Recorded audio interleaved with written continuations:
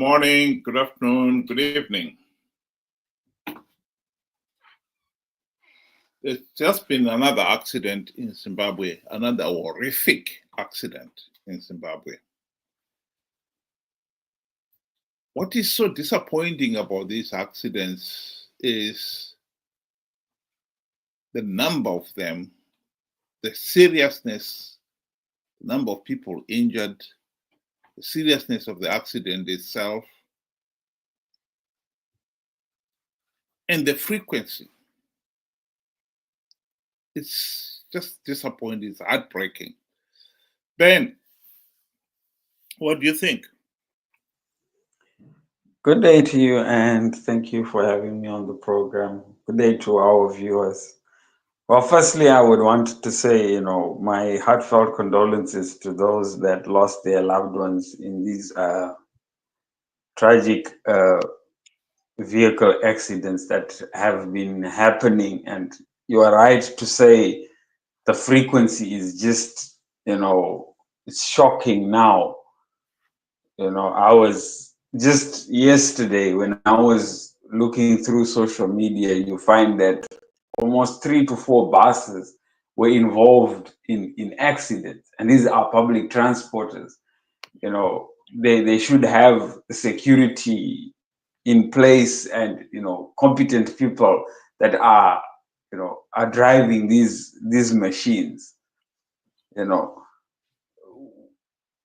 It's really really sad to see this is what has become. But I mean, we have to talk about these things and try and see what are the factors or the contributing factors to most of these accidents. Can they be avoided? And that kind of thing.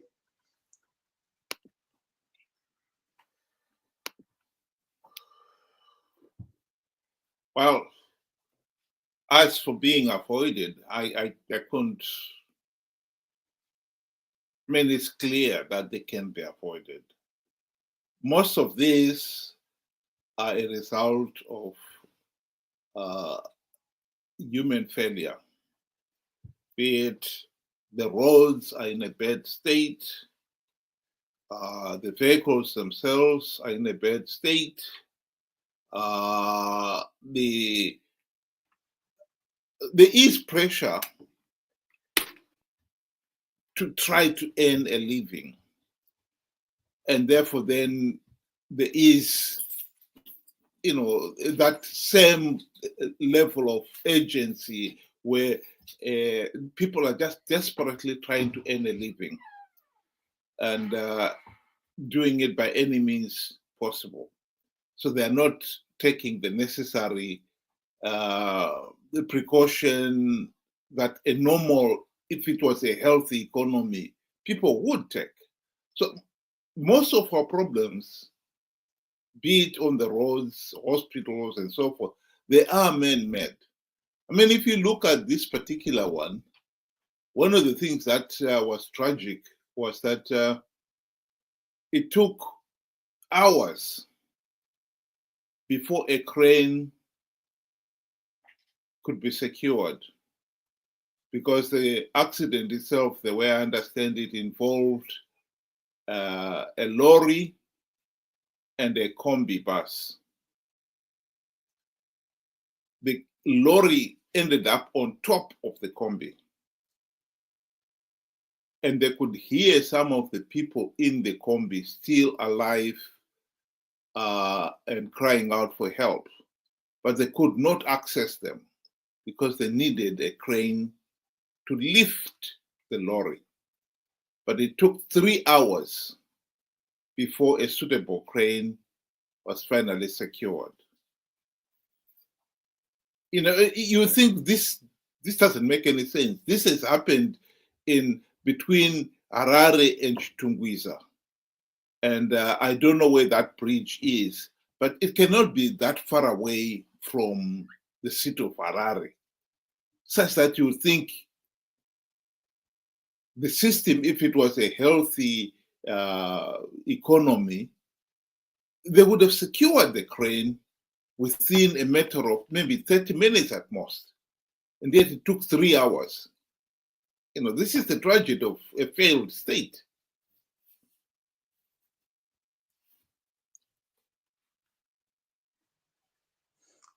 I totally agree with you on that. But then we also have to look at, another factor, which is, I'm sure all Zimbabweans out there would know that if you were to secure a driver's license in Zimbabwe, you have to pay, someone at the vehicle inspection department office, be it the driver, the instructor that takes you on the road, or I am not sure about exactly how you go about it, but we all understand there is monies that range from 100 to 250 depending on the class that you want. And this has been going on for a very, very long time. Years of corruption at the VID are now showing up. We do not have competent, drivers that are coming out. Most of them, they're not competent drivers, let me say, to be driving, whether it be public transport or just the small cars themselves, because they never underwent the correct training, and they never passed with merit, but rather they just simply paid for it. And now we have thousands, if not millions, of incompetent drivers out there that are now risking the lives of those that followed the correct channels. And, this is another explanation, that we have to look at. I sincerely believe if we had, the right people doing, the right thing and competent enough, we would have avoided most of these accidents that we are seeing every day.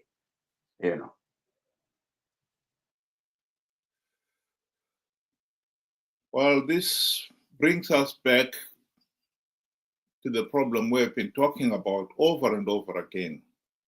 Can the situation in Zimbabwe improve without changing the political system? The answer has got to be no. As long as Zimbabwe remains a pariah state ruled by corrupt, incompetent, and tyrannical thugs, we have managed to stay in power these last 45 years and counting because they rigged the elections. The situation will never change. We have seen literally all the various sectors of the Zimbabwe economy collapsing in the last 45 years. And the situation has only got worse and worse because we were stuck with a corrupt, incompetent, and tyrannical regime that rigged the elections to stay in power. And as long as that stays, I really don't see the end to this. We'll continue to have a situation where things are getting from bad to worse. The regime occasionally comes up with one project. They complete it and they make a big song and dance about it, as if to say everything else is falling into place. We all know how the regime celebrated the commissioning of the Mbudzi traffic interchange, as if to say this is the panacea of Zimbabwe's bad road infrastructure problem. In reality, it was not. They're just patching up one area, and the rest is left untouched. So I come back to the issue I said before. If we are going to end this tragic situation, we really have to go back to addressing the fundamental problem, which is bad governance. 45 years of rigged elections is the root cause of Zimbabwe being a failed state. And if we are serious about addressing that problem, we must also address the issue of ending this case of rigged elections and bad governance.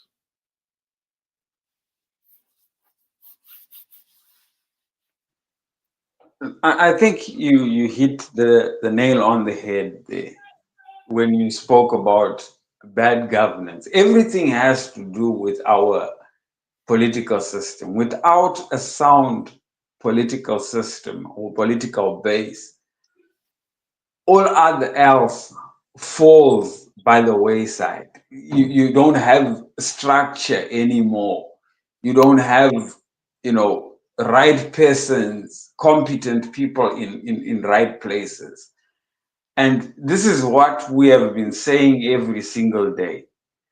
To say, once we cannot change the rot or the rotten political system that we have, let's forget about fixing all else, because that is the foundation that we are building everything else.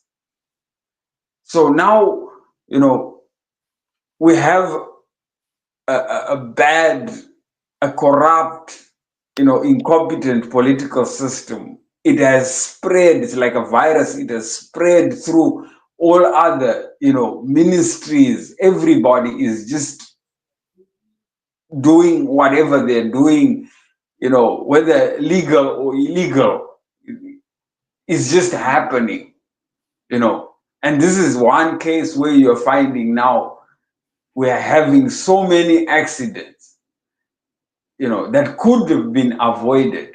And rightfully, like you said, the Ministry of Roads should have been fixing some of these roads because they are in a very, very, very terrible shape. Right? They are causing accidents. They are causing tires to blow out because of hitting potholes, suspensions, and braking and things like that. So at the end of the day, as long as we cannot fix or address the problem of our political system, which needs to be reformed, which needs a complete overhaul, if not started anew, we will not have any meaningful structure or component in any of our organizations. So at the end of the day, it all comes down to what are we going to do to change our already broken system. And for me, what I have always said, and I think we share the same thing, we need to rid ourselves of a tyrannical regime, one that has corrupted everything in its path, including the current opposition, who have shown that they are part and parcel of the same organization. And it starts with us stopping ourselves from participating in rigged elections. Elections that we have already been warned to say that they are illegal, they are corrupt themselves. I think that is the starting place. So we say, if there are no reforms, there shouldn't be any elections come 2028. And we should be fighting for those reforms today. Thank you. I'd like to give the opportunity to Dr. Nevers Mumba, who was talking about Zimbabwean elections and what we need to do to make sure that we've got free, fair, and credible elections. Said to me, Mr. Vice President, go on behalf of SADC, and all I expect from you is to help to give the Zimbabweans a free, fair, and credible election. Those are the only, he said it twice. I need nothing from you, Mr. Vice President, but free, fair, and credible election. You would have done your job. When I was in Zimbabwe, and we were on our way to go and see President Mnangagwa to pay a courtesy call on him, I contacted the president here, President Hakainde Hichilema. I said, Mr. President, we are going to see your colleague. Do you have a word for him? Any greeting, whatever? He said, no. The only thing you tell my colleague is that let's go ahead and give the Zimbabweans a free, fair, and credible election. He repeated the same words. So there was... The truth of the matter is, we did not have a free, fair, and credible election. SADC and the AU election observers condemned those elections. And Mnangagwa's response to those condemnations was to dismiss it with contempt. This is where we are as a nation. Here is Mnangagwa insisting that he doesn't care what SADC and the AU say.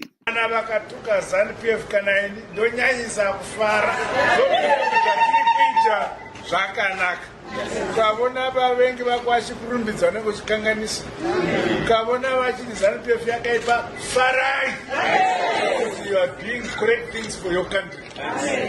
Hongu takaita maelections edu kuna vamwe vaitaura zvisina musoro zvikanzi maelections anofamba zvakanaka ndezvavo.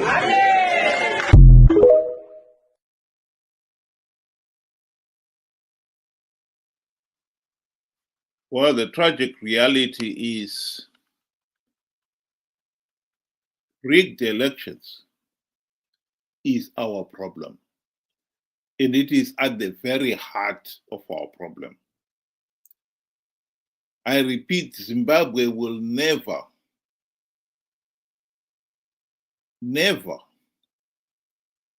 economically, politically recover as long as we remain a pariah state ruled by thugs who stay in power because they rig elections. The right to free, fair, and credible election is more than a right. It is the essence of good governance. God knows that the country needs good governance more than ever before. We really need to wake up to that reality. 2028 is 3 years away. But in real time, it's just around the corner. At the present moment, there is not even one token reform that has been implemented. And if we have not implemented even one token reform, I think it is almost clear that the regime will not implement any reform. And so we are looking at a situation here where we are going to have 2028 elections without any reforms. The only realistic option out there is that we should prepare ourselves to make sure that we do not participate in those flawed elections to give ZANU-PF legitimacy. That has been the trap that we've fallen into again and again. We've been conned by the likes of Nelson Chamisa, saying that he has plugged all the vote rigging loopholes to stop ZANU-PF rigging the elections, when in reality he knew he had not done any such thing. Chamisa is preparing to tell the same idiotic lie right now. We must go out there and educate all Zimbabweans to make sure they do not fall into that trap again. If we deny ZANU-PF political legitimacy in 2023, we will set for ourselves the opportunity of a second government of national unity, which this time we can fight to make sure that we implement the democratic reforms. But the top priority right now is making sure that Chamisa does not con people to participate in the flawed elections in their millions, as happened in 2023 or 2018, and gives ZANU-PF legitimacy. This message is the number one message that we on this platform will be hammering in for the next 3 years. Ben, do you want to give your closing remarks? In closing, I would want to say, and I would also want to agree with you to say, 2028 may seem far, but when one is busy and preparing, it is something that it's very close.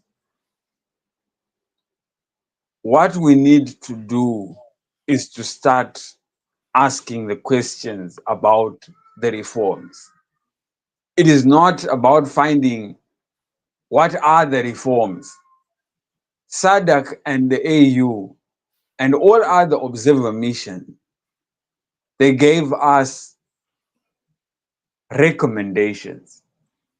And those recommendations are reforms enough to see Zimbabwe finally have a free, fair, and credible election.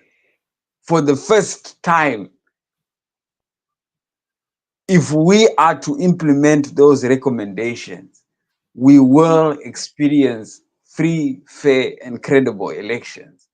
And from there, we can at least get people that are competent enough to take us through to the promised land, to get us out of this horrible mess that we are living in. But it all starts with you and me. And it starts by not accepting substandard below par elections and accepting that. So again, I say, no one is going to fix Zimbabwe for us.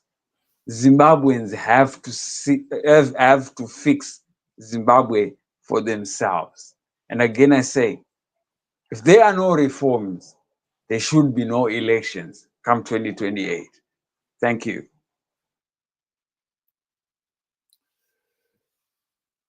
Thank you very much, Ben.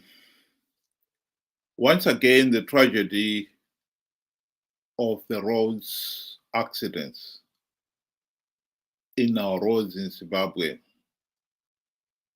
will continue until we have a competent government that is prepared to spend resources in making sure that the infrastructure is in working order and all the other services like hospitals are working. Zimbabwe is a failed state. And a failed state can be seen from its failure to provide even the most basic needs of a society.